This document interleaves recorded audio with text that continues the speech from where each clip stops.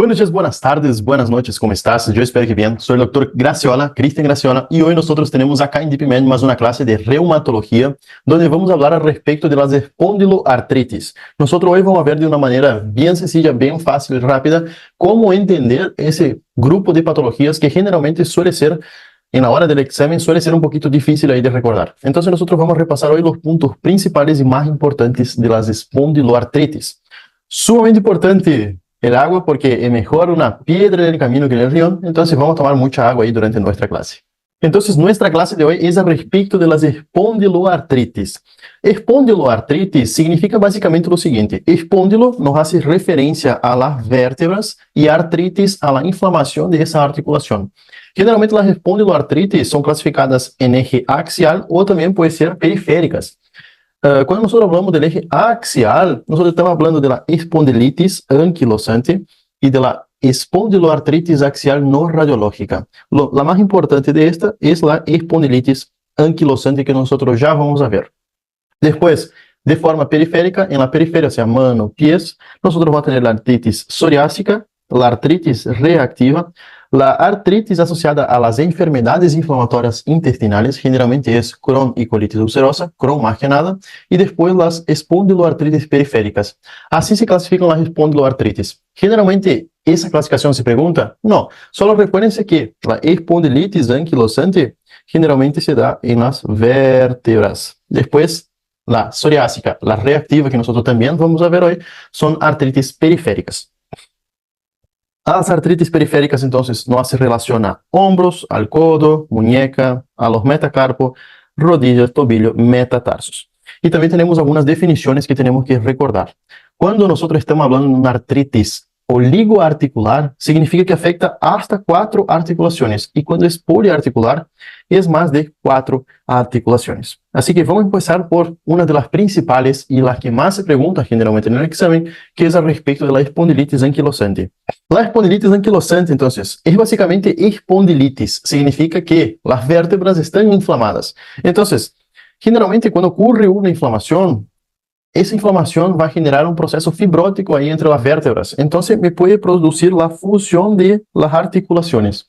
Así que la espondilitis anquilosante significa que hay una inflamación crónica que no se sabe la causa.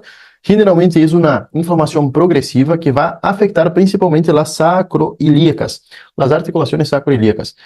También va a afectar los anillos fibrosos, ligamentos y pequeñas articulaciones de la columna vertebral. Y lo más característico es que los pacientes van a tener rigidez articular en la espondilitis anquilosante. Entonces, el paciente, nosotros que somos normales, tenemos la postura totalmente erecta, y el paciente que tiene espondilitis anquilosante, generalmente por afectación acá de las sacroiliacas, genera una curvatura acá abajo. Entonces el paciente siempre parece que está prostrado, o sea, está hacia adelante.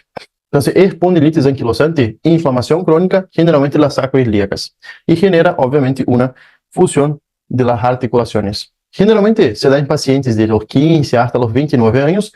El debut, o sea, la primera manifestación, la sacroileitis, suele aparecer a los 16 años, pero generalmente recuérdense que está asociado a un gen, al HLA-B27, y guarda ese gen en la cabeza, porque generalmente a los choice les gusta poner ese gen y le preguntar con cuál patología está asociada. Y recuérdense que espondilitis anquilosante está asociado al HLA-B27.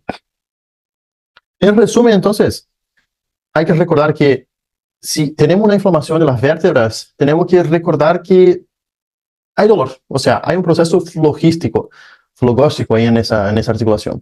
Generalmente el paciente, la primera afectación, la primera vez, el debut que nosotros llamamos que el paciente tiene esa espondilitis anquilosante, generalmente se da en los pacientes que son jóvenes, o sea, son pacientes que tienen menos de 16 años.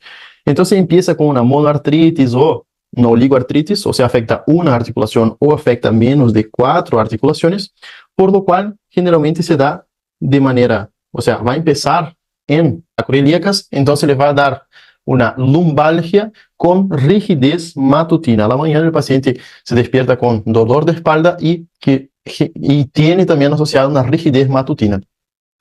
Después puede empezar también con afectaciones oculares, como por ejemplo uveitis, entesitis. Entesitis significa que hay una inflamación, por ejemplo, del tendón de Aquiles, y después también puede aparecer como artritis periférica, pero lo más clásico es que empieza en edades muy tempranas con una inflamación, un dolor lumbar asociado a rigidez matutina.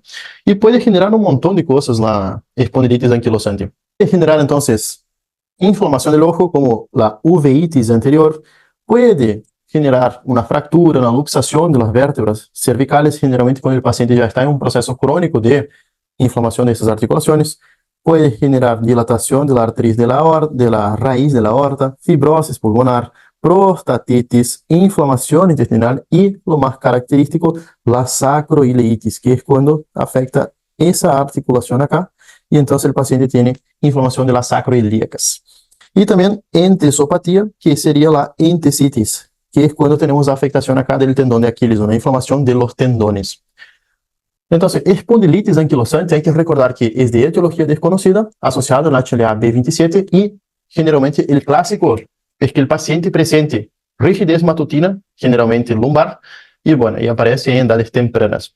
Aparte de eso, hay que recordar, esa es la principal forma, la forma que más presenta. Y obvio, se puede presentar con otras afectaciones, como por ejemplo uveitis anterior. Pero lo más característico es esa clínica que yo te pasé. Pero hay algunas formas, algunas otras formas de presentación que también debemos saber para el examen, porque por ahí, si es un caso raro que le gusta poner ahí, por ahí puede presentar, pueden chocar con ese tipo de afectación. Cuando yo tuve el oral, básicamente el oral del final es básicamente lo siguiente. Siempre se pregunta espondilitis anquilosante.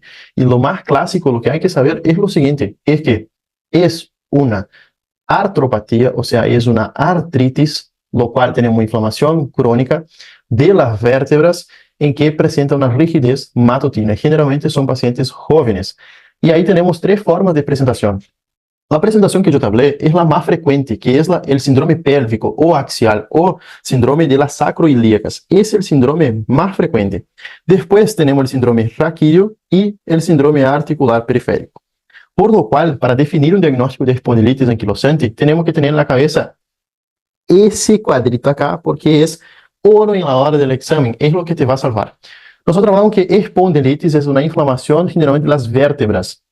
Entonces, solo asociar que el paciente va a tener dolor lumbar, más de 3 meses, de carácter inflamatorio, el comienzo es insidioso, presenta rigidez matutina, empeora con el reposo y mejora con el ejercicio físico.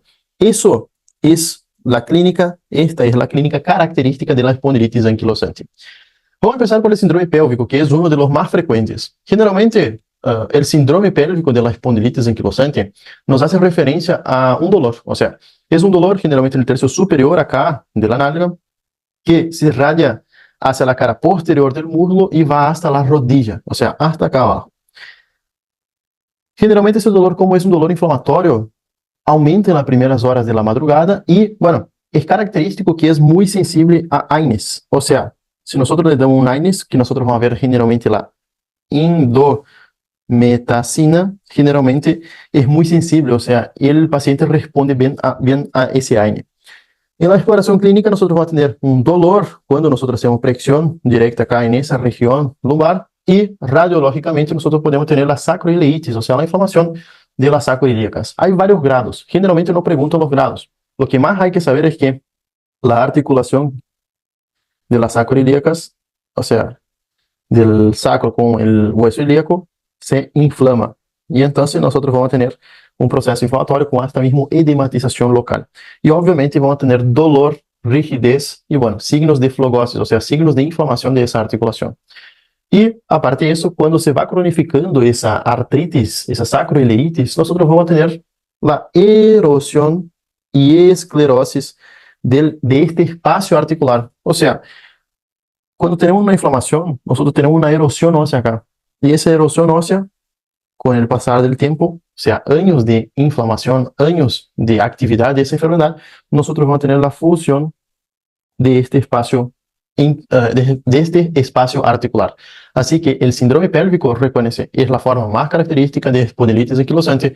Tenemos afectación, dolor en el tercio superior, que cuando nosotros le presionamos le duele, y aparte de eso vamos a tener fusión también, vamos a tener lesión característica en la radiografía. Después, tenemos el síndrome raquídeo. El síndrome raquídeo también se va a presentar con dolor, pero generalmente es un dolor más arriba, un dolor lumbar, dorso lumbar o hasta mismo cervical, y se clasifica por brotes. O sea, el brote puede ser nocturno o a la mañana. Generalmente la afectación, o sea, la sacroileitis son brotes nocturnos que aparecen en la madrugada, y el raquídeo ya no. El raquídeo puede aparecer o a la noche o a la mañana. Y la misma cosa, mejora con el ejercicio y tiene un tiempo variable de rigidez. El examen clínico de la espondilitis anquilosante cuando afecta el raquis, nosotros vamos a tener, el paciente va a estar en constante envaramiento, o sea, se va a poner hacia adelante en los primeros estadios de la enfermedad. Generalmente cuando nosotros no tenemos esa función, esa inflamación crónica, es un envaramiento reversible que mejora después de algunas horas que el paciente se levante de la cama. Pero después, conforme el pasar del tiempo, no es más reversible. Se torna una limitación permanente, por lo cual el paciente va a tener pérdida de la movilidad raquídea en la flexoextensión, lateralización y también en la rotación.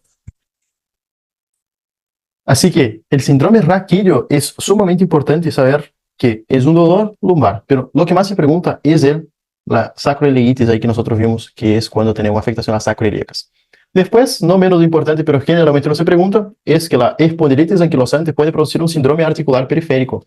Generalmente es la forma de inicio de la mayoría de las espondiloartritis juveniles y 30% de las formas adultas.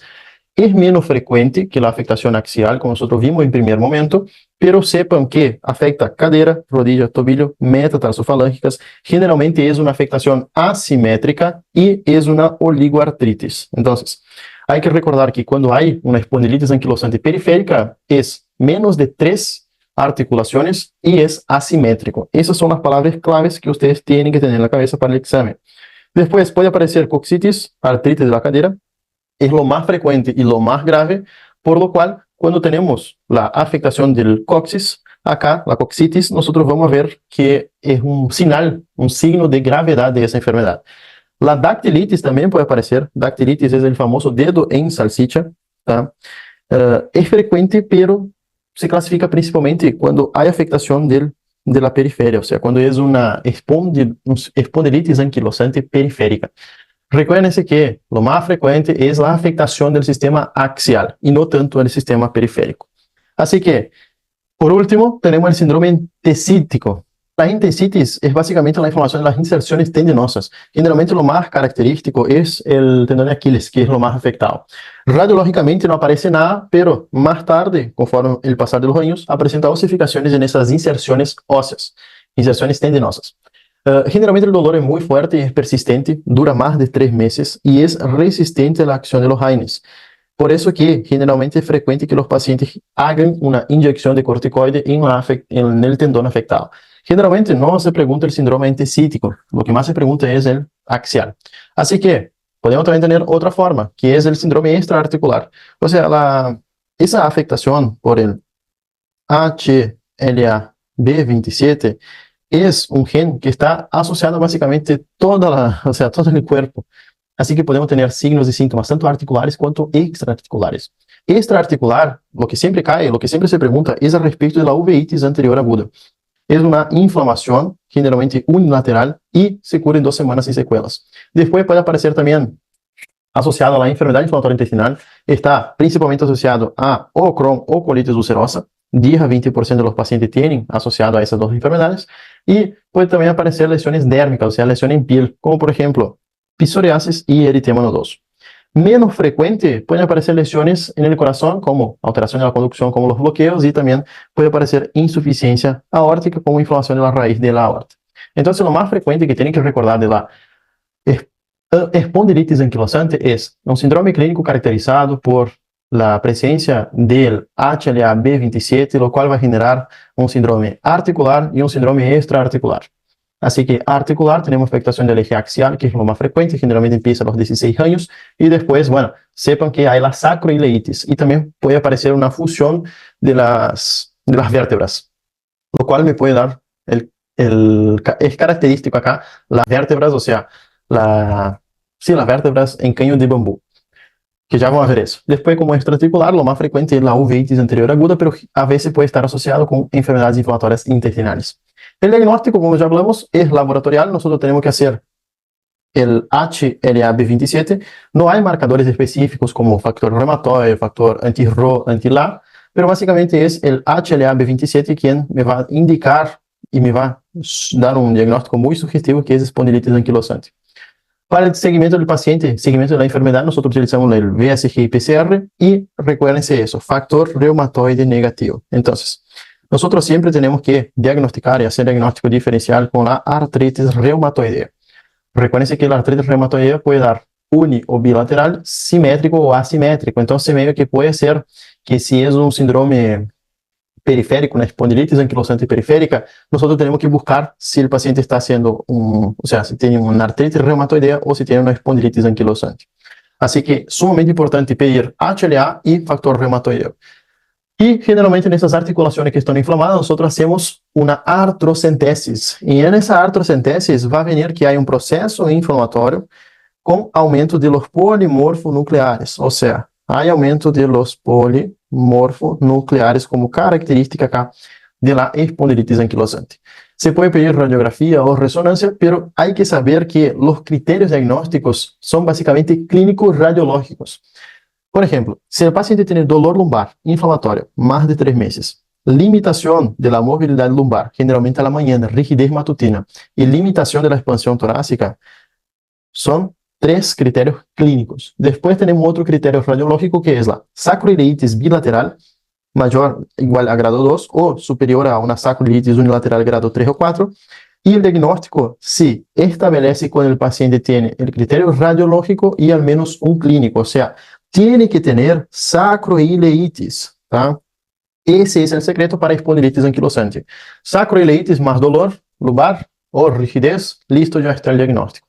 El HLA-B27 a veces ni es necesario, solamente nosotros hacemos si tenemos el recurso, pero generalmente no hay para hacer porque es muy caro. Así que el diagnóstico es clínico radiológico, listo.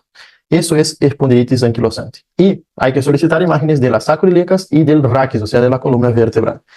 Radiografía, entonces, radiografía siempre piden de las sacroiliacas. Nosotros vamos a tener sacroileitis, generalmente es bilateral y simétrica, o sea, afectan de los dos lados.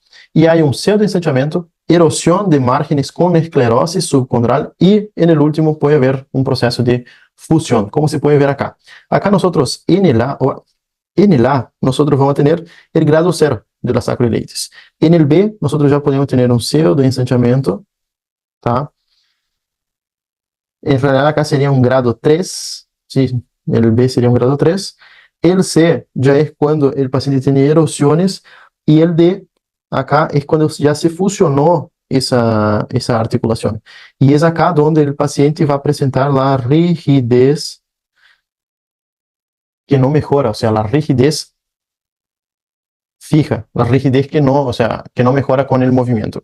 Así que es característico el pseudoensanchamiento, esclerosis, formación de puentes óseos y la fusión completa o anquilosis en los grados más avanzados. Después, radiografía de raquis. En la radiografía de raquis es frecuente que los pacientes presenten sindesmofitos. Son básicamente osificaciones que, bueno, esas osificaciones unen, empiezan a formar osificaciones, y entonces esas osificaciones a largo plazo unen y forman puentes óseos intervertebrales. Cuando se fusiona todo el raquis, nosotros vamos a decir que el paciente tiene un aspecto en caña de bambú. Y si ustedes leen el examen Choice, HLA-B27 o caña de bambú es espondilitis anquilosante, no me vaya a poner otra cosa. Después tenemos el signo de Romanos. Signo de Romanos generalmente puede aparecer, son erosiones acá arriba, ¿tá? Esas erosionesitas que son rodeadas de esclerosis. Eso es el signo de Romanos. Y bueno, hay que recordar que básicamente da un aspecto de una vértebra más cuadrada, ¿tá? Ese es el signo de Romanos. Y obviamente la imagen característica es en caña de bambú. Eso es clásico de la espondilitis anquilosante cuando ya hay fusión acá de todos los espacios intervertebrales. ¿Tá? Entonces, radiografía de las sacroiliacas y radiografía del raquis. Sacroiliacas, sacroileites, raquis, caña de bambú y signo de romanos. Características importantes entonces de esta enfermedad es básicamente que empieza en edades tempranas, afectación precoz de la cadera, rigidez matutina, aumento de los factores reactantes agudos, VSG y PCR, pobre eficacia en los AINES, excepto en el axial, puede aparecer dactilitis en la forma periférica y hay limitación precoz de la movilidad lumbar. Después, el tratamiento. El tratamiento es mejorar la calidad de vida a largo plazo, impedir con que se fusionen esas vértebras. Entonces, nosotros la primera cosa que vamos a hacer es controlar los signos de inflamación y prevención del daño estructural progresivo. AINES acá es la base del tratamiento. Nosotros vamos a utilizar corticoides, pulso de corticoides en brotes, y los modificadores de la enfermedad son estos dos: metotrexato más sulfasalacina. Por último, nosotros podemos utilizar los anti-TNF, antitumorales, que es el infliximab y el adalimumab. Esos son los que tenéis que saber. Así que, para recordar, cuando nosotros vamos a la primera línea de tratamiento, es AINES más kinesioterapia, sulfasalacina más metotrexate y corticoide intralesional. Y la segunda línea sería, sí, el infliximab, adalimumab. Esos dos suelen preguntar en el examen escrito, no sé por qué. Y, bueno, básicamente ese es el tratamiento del paciente con espondilitis anquilosante. Ahora, para no perder mucho tiempo, vamos a la artritis psoriásica. La psoriasis es básicamente una enfermedad crónica de piel que generalmente provoca la formación de parches rojos y escamosos en la piel. Generalmente eso ocurre por cuenta que el sistema inmune, hay una señal errónea del sistema inmune. Entonces el sistema inmune empieza a atacar cualquier célula que no debería atacar. Generalmente la psoriasis es una patología muy frecuente y subdiagnosticada, por lo cual la artritis psoriásica es una forma de presentación o de complicación de las personas que tienen psoriasis. Cerca de 30%, o sea, cada 10, 3 personas van a tener artritis psoriásica. Y generalmente aparece después que el paciente tiene una afectación cutánea. La artritis psoriásica es lo mismo. Artritis significa inflamación. Entonces van a tener una inflamación de la articulación, de las articulaciones. Generalmente son articulaciones que pueden afectar el sistema axial, el sistema periférico. Así que hay dolor, rigidez, hinchazón, similar como la de otras artritis, como la artritis reumatoidea.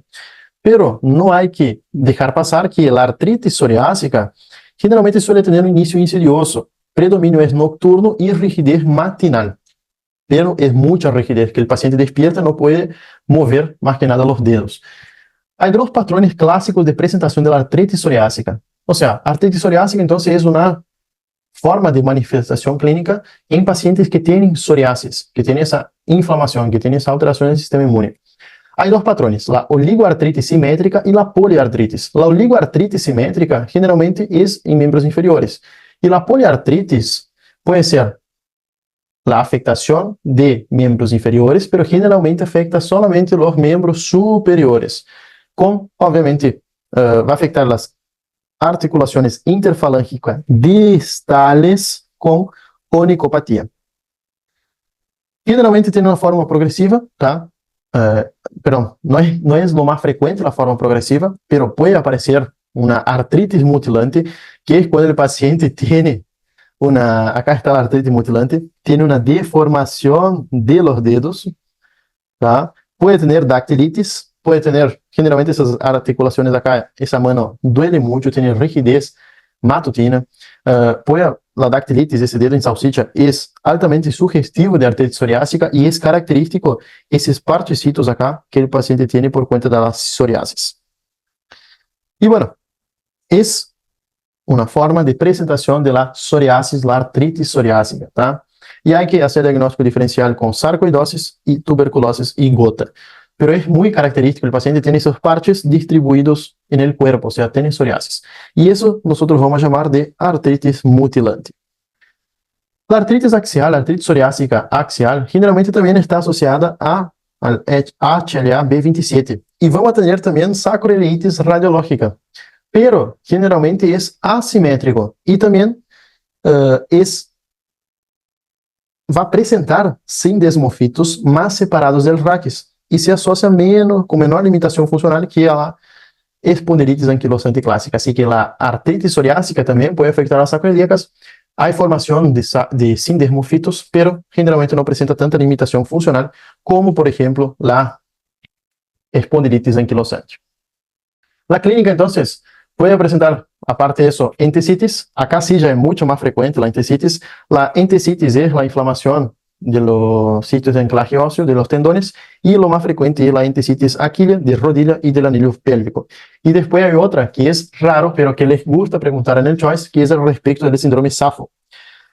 Bueno, en la artritis psoriásica podemos tener el síndrome SAFO. El síndrome SAFO, SAFO significa S de sinovitis, A de acné, P de pustulosis, H de hiperhidrosis y O de osteitis.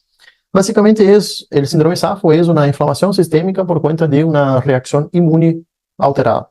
Así que el cuadro habitual del síndrome SAFO es la pustulosis palmoplantar, pero puede aparecer sinovitis, pustulosis, hiperhidrosis, osteitis y acné. Así que la clínica de la artritis psoriásica, generalmente, recuerden, se va a tener un paciente que ya tiene psoriasis y que presenta generalmente una artritis. Y hay que hacer, obviamente, diagnóstico diferencial con la espondilitis anquilosante, por ejemplo. Y el máximo que te puede parecer como lo peor es el síndrome SAFO. Y de preguntar qué es el síndrome SAFO. Después, criterios diagnósticos de la artritis psoriásica, esta ya es más fácil.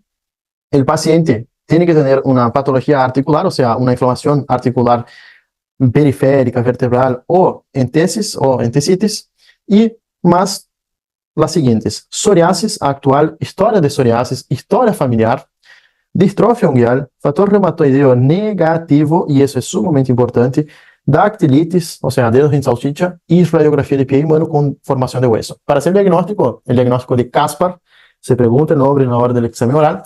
El diagnóstico se hace básicamente con 3 o más positivos para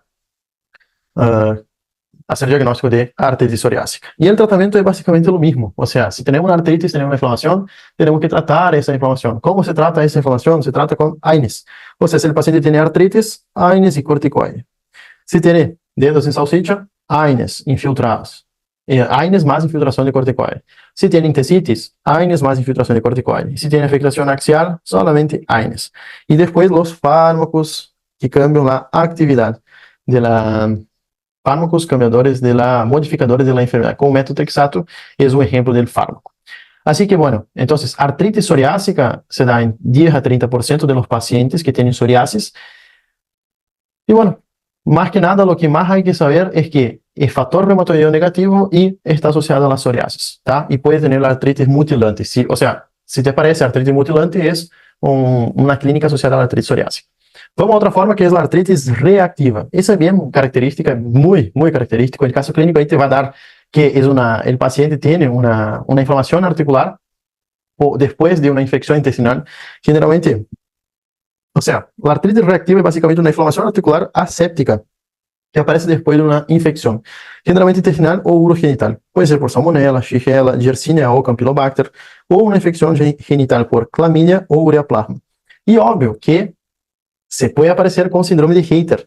El síndrome de Reiter, dicen que no se utiliza más esa nomenclatura, que no sé qué, pero siempre cae en el examen. Así que siempre hay que saber qué es el síndrome de Reiter. Síndrome de Reiter es uretritis, artritis y conjuntivitis, ¿tá? Es la tríada. Uretritis, artritis y conjuntivitis. Y generalmente aparece días después, hasta un mes post-infección. La clínica de la artritis reactiva es bien fácil, es una monoartritis o oligoartritis simétrica y generalmente se da en los miembros inferiores, se da acá abajo. Puede aparecer malestar general, fiebre, pérdida de peso y puede aparecer también síntomas genitourinarios por cuenta de esa infección genital. Bueno, uretritis, que es la inflamación de la uretra, cervicitis, prostatitis, cistitis y también va a tener síndrome miccional. Así que como clínica fácil y sencilla son síndromes constitucionales por cuenta de esa infección tanto intestinal cuanto genital, y bueno, y síntomas genitourinarios. O sea, son síntomas generales, fiebre, malestar general, prostración, más una artritis o oligoartritis asimétrica. generalmente por una infección intestinal o una infección genitourinaria. Después, en la piel puede aparecer la queratoderma blenorrágica, que básicamente nosotros le miramos los pies y tiene un puntillado. Son vesículas claras de base eritematosa que generalmente progresan de mácula, pápulo y nódulos y están en la planta de los pies. Pero puede afectar hasta mismo el pene, el glande. Y ahí nosotros vamos a llamar la balanitis carcinada. Balanitis carcinada es cuando tenemos pequeñas úlceras, generalmente son múltiples úlceras, a diferencia del sífilis, que la sífilis tiene una única úlcera indolor. Acá nosotros tenemos múltiples úlceras, suelen ser indoloras y son pequeñas, y fondos limpios, ¿tá? Eso es sumamente importante. Entonces, eso es la balanitis carcinada. Y después puede aparecer también úlceras o aftas orales que suelen ser, que no son dolorosas, a diferencia de la enfermedad de BC, que son úlceras tanto genitales, más úlceras orales, aftas orales, que son muy dolorosas. Entonces, en piel y mucosas, la artritis reactiva puede dar queratodermia blenorrágica y la balanitis carcinada. ¿Cómo se estudia entonces la artritis reactiva? Básicamente no existe una prueba diagnóstica concreta, pero hay que tener en cuenta el antecedente de infección del paciente, va a tener elevación de VSG y PCR, y si hay HLA-B27, vamos a tener un apoyo un poquito mayor del diagnóstico, pero generalmente lo que se hace es la artrocentesis. La artrocentesis es para descartar si no es, por ejemplo, una artritis por cristales, como por ejemplo el gota o hasta mismo por depósito de calcio. Entonces, es importante que cuando el paciente tiene una inflamación articular, que sea cualquier inflamación articular que contenga líquido, nosotros vamos a tener que pulsar esa articulación, hacer una artrocentesis. Y vamos a ver que en la artritis reactiva es totalmente aséptico. Hay un recuento celular alto de polimorfonucleares, el predominio, y todos los cultivos y tinción son negativos y no se encuentra ningún cristal. Entonces, artritis reactiva es básicamente un proceso infeccioso articular que se da por cuenta de una infección previa, sea intestinal o genitourinaria. Los síntomas pueden ser genitales o hasta mismo gastrointestinales o un síndrome constitucional, por lo cual tenemos que pulsar esa articulación que está inflamada, hacer una artrocentesis y bueno, va a tener elevación de los polimorfonucleares sin nada de cristales y sin nada de cultivo presente. ¿Cómo se trata entonces? Perdón. Podemos hacer estudios serológicos, casi me olvido, que es básicamente para buscar los autoanticuerpos que fueron generados por cuenta de esa infección. Entonces, podemos buscar muestras para cultivo de exudado faríngeo, heces o tracto genital y los anticuerpos para Salmonella, Yersinia, Campylobacter, Clamidia, gonorrea y Streptopiógenes. El diagnóstico es básicamente artritis, antecedente de infección o evidencia de infección previa a los anticuerpos positivos y la artrocentesis patológica, o sea, un líquido aséptico con aumento de los polimorfonucleares. Eso es una artritis reactiva. Y el tratamiento se da básicamente con reposo más kinesioterapia, la indometacina se usa para disminuir esa inflamación, los AINES. Después nosotros podemos utilizar metotrexate si no funciona con indometacina o si tiene alguna contraindicación. Corticoides intraarticulares, intralesionales, nosotros con aguja puncionamos ahí la articulación e inyectamos corticoides. Tumoral, antitumoral, tiene evidencia limitada, pero hay gente que indica en cuadros graves y antibióticos solamente si el paciente tiene una infección por clamidia. Ahí nosotros podemos hacer doxiciclina más rifampicina. Lo que hay que llevar para el examen es lo siguiente: tratamiento es reposo, kinesioterapia y AINES y metotrexate, ¿tá? Lleven para el examen así porque así no se hace un quilombo en la cabeza. Vamos a la última parte de la clase para finalizar de una manera bien fácil y sencilla. Vamos por las artritis por microcristales. Vamos hablar más que nada de gota, porque es lo que más se pregunta. La otra artritis generalmente no es pregunta de examen, así que tranque. A artritis gotosa, esa artritis le va a preguntar en PFO, le va a preguntar el resto de la vida más o menos. Entonces, vamos a tomar un poquito de agua y ahí ya seguimos con nuestra clase. Bueno, artritis entonces tenemos una inflamación de la articulación. Gotosa significa que tenemos gota, ¿tá? Bueno, nada que ver. Bueno, hiperuricemia y gota están sumamente relacionados. El ácido úrico generalmente es un producto de la degradación de las purinas. Cuando nosotros tenemos un ácido úrico muy elevado, o sea, una hiperuricemia mayor a 7, podemos tener el depósito de ese ácido úrico en las articulaciones. Entonces, ese ácido úrico puede precipitar en los tejidos y generar la famosa la crisis gotosa o la gota. Entonces, niveles altos de ácido úrico me pueden dar el tofo de gota, las erosiones óseas y afectación de la cápsula sinovial. Por lo cual, es muy frecuente que los pacientes con hiperuricemia mayor de 7 presenten dolor en el hallux, en la primera articulación metacarpofalángica. Cuando tenemos una hiperuricemia asintomática, no se hace el tratamiento. Pero recuérdense, ácido úrico mayor de 7 ya facilita mucho la precipitación en las articulaciones o en cualquier tejido.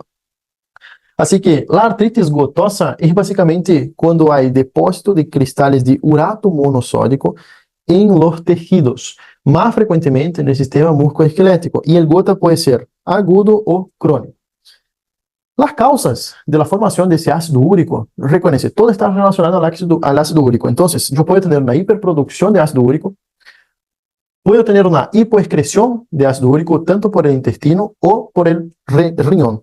Lo más frecuente es la hipoexcreción renal, que vas a ver después que una de las causas, 90, 80, 90% está asociado a insuficiencia renal, las causas de gota. Así que es sumamente importante recordar que la artritis gotosa se da por depósito de los cristales de urato monosódico ahí en los tejidos.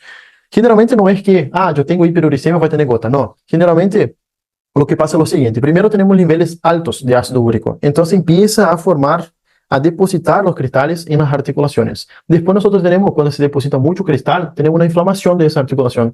Y que es cuando nosotros vamos a llamar de gota aguda, que es cuando el paciente tiene un dolor muy intenso en el pie. Generalmente hay afectación, hay tumefacción, hay un aumento del tamaño de esa articulación. Y bueno, y ahí sí vamos a decir que es muy doloroso y vamos a decir que el paciente está en un ataque de gota. Después hay un tercer periodo que, pasado el ataque de gota, vamos a llamar de gota intercrítica, que es cuando el paciente mejora de ese ataque agudo, pero tiene periodos donde tiene crisis de gota. Y por último tenemos la gota crónica, que es cuando ya tenemos tofos gotosos en las articulaciones. Entonces tenemos 4 etapas. Primero son la hiperuricemia, segundo gota aguda, segundo intercrítico y 4 gota crónica, que acá ya es básicamente irreversible cuando ya tenemos los tofos gotosos. ¿Cuáles son las causas? Y quiero que sepas, la causa principal es la hipoexcreción de ácido úrico, secundario a la enfermedad renal. Después nosotros tenemos por transgresión dietética, infecciones, pero quiero que sepas que la principal causa de hiperuricemia y de gota es básicamente transgresión dietética, infección, traumatismo también puede precipitar un ataque de gota, y también las transgresiones dietéticas. Transgresión y insuficiencia renal también. Entonces, transgresión dietética es cuando el paciente va a un asado, come mucha carne roja, embutido, y bueno, y ahí sí el paciente tiene dentro de algunos días una crisis gotosa. Mira el Siri.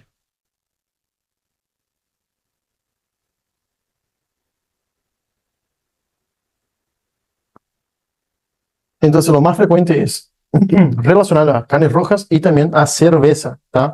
Bebidas alcohólicas. Y recuérdense que acá tenemos una lista gigantesca de causas de hiperuricemia, pero quiero que sepas que la principal causa es nutricional o secundario a la insuficiencia renal, a la hipoexcreción de ácido úrico. Eso es lo que más se pregunta, no necesitan saber 20 causas. Sepan solamente que causa renal, causa de insuficiencia renal y bueno, origen nutricional como bebidas alcohólicas, y el paciente no puede comer carne roja.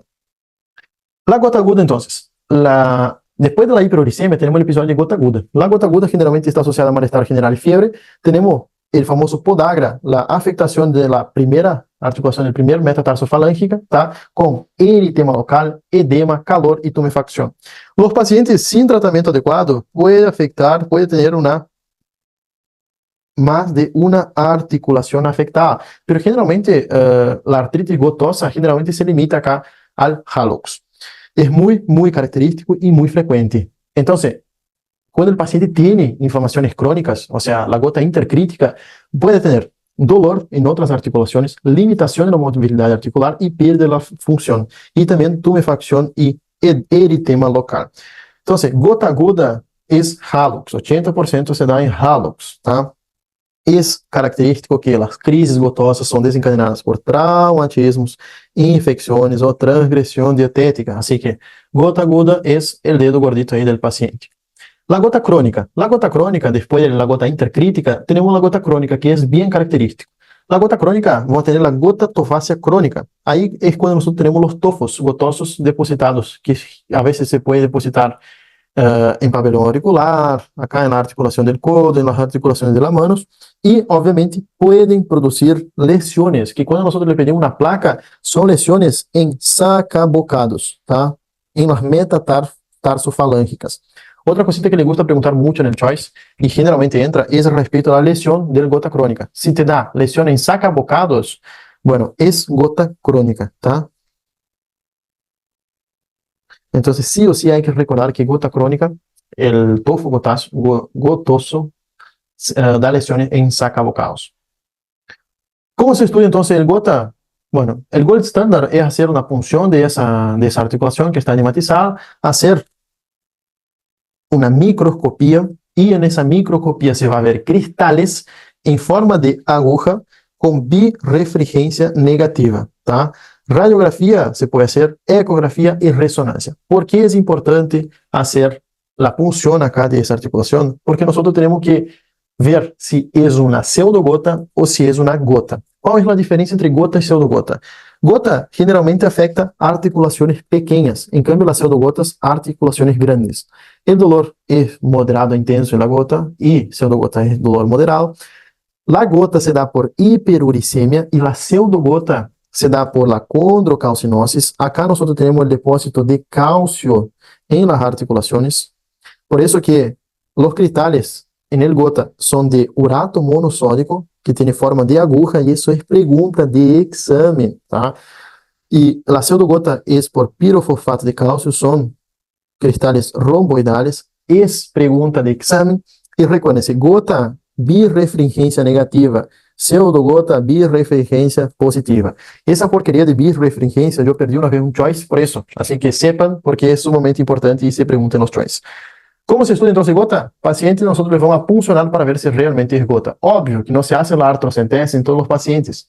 Si el paciente tiene un montón de factores de riesgo, obeso, dislipidémico, diabético, lo que sea, come mal, hace todo mal, bueno, es muy probable que es gota, pero lo ideal en un mundo tópico, un mundo perfecto, sería la punción de esa articulación. El tratamiento de gota es mantener la uricemia menos de 6 miligramos por decilitro. Medidas higiénico-dietéticas, como por ejemplo la alimentación, es sumamente importante suspender toda la carne roja, hielo local cuando está en un ataque de gota, y bueno, ahí si el paciente tiene hiperuricemia asintomática no se trata. Si el paciente tiene un evento agudo, se da AINES, colchicina más corticoide, y si es crónico, nosotros vamos a dar allopurinol o probenecid. Tratamiento de la hiperuricemia, entonces, lo que nosotros vamos a utilizar son los úricos, o sea, vamos a hacer con que el riñón elimine más el más utilizado es el probenecid, o la benzopromarona, ya escuché, pero generalmente el probenecid es lo que más entra en los choice. Después tenemos el allopurinol, y son los más importantes acá de esas listitas. Y durante el ataque agudo, es AINE, colchicina más corticoides. Cuando se indica tratamiento para gota crónica, se indica más que nada cuando el paciente tiene 2 episodios de gota al año, presencia de tofos, urolitiasis y artropatía gotosa. Y el tratamiento sin ataque de gota sería allopurinol más colchicina durante 6 meses. Esto todo sería para evitar con que el paciente tenga un ataque de gota. O sea, cuando el paciente tiene ácido úrico mayor de 6, perdón, y no tuvo ninguna vez gota, nosotros ya empezamos con allopurinol más colchicina. Allopurinol está contraindicado, y eso hay que saber para el examen, en el ataque gotoso agudo. Solo se da allopurinol en el crónico. Entonces, agudo es AINE, colchicina corticoide, y crónico es allopurinol o probenecid, ¿tá? Eso es lo que más se pregunta en la parte del examen.